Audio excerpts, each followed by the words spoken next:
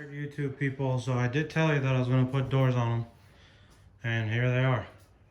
They're not in the best perfect way, but they're doable. You can see right here,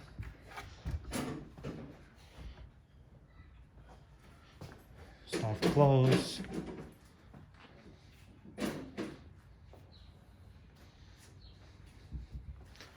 Same thing with this, just like that, and there you go.